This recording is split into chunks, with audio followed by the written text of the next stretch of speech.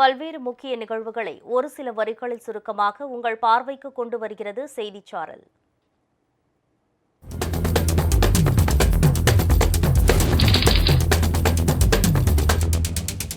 திருவள்ளூர் மாவட்டம் கும்மிடிப்பூண்டி அருகே உள்ள சித்தலக்குப்பம் பகுதியில் காலாவதியான மருந்து மாத்திரைகளை பயன்படுத்தி நோயாளிகளுக்கு சிகிச்சை அளித்து வந்த சிகிச்சையகத்தை நலவாழ்வுத்துறை அதிகாரிகள் மூடி முத்திரையிட்டனர்.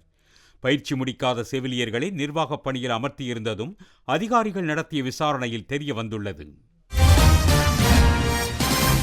ராணிப்பேட்டை மாவட்டம் புளியங்கண்ணு பகுதியில் உள்ள மண்டியம்மன் ஆலயத்தில் திருக்கல்யாண விழா வெகு சிறப்பாக நடைபெற்றது.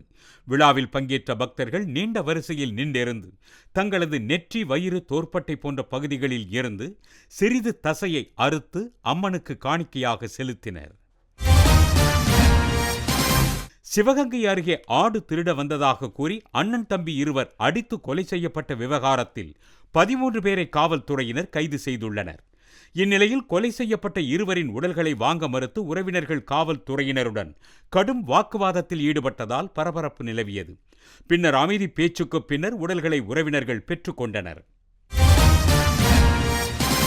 மேட்டுப்பாளையம் அருகே சிறுமுகை வனப்பகுதியில் தாயை பிரிந்த 9 மாத குட்டி யானை பராமரிக்கும் இடத்தை சுற்றி மழைநீர் சூழ்ந்துள்ளதால் தாய் யானையுடன் சேர்த்து வைப்பதில் சிக்கல் ஏற்பட்டுள்ளது.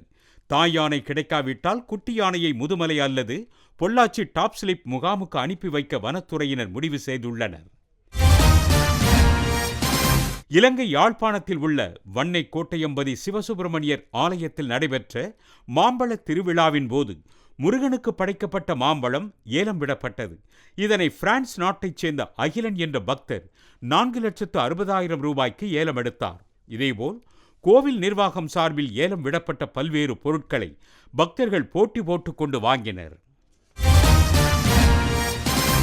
தமிழக அரசின் விலையில்லா வேட்டி சேலை திட்டப்பணிக்கு 10 விழுக்காடு கூலி உயர்வு வழங்க வேண்டும் என வலியுறுத்தி ஈரோட்டில் உள்ள துணி நூல் இயக்குனர் அலுவலகத்தில் விசைத்தறியாளர்கள் மனு அளித்தனர்.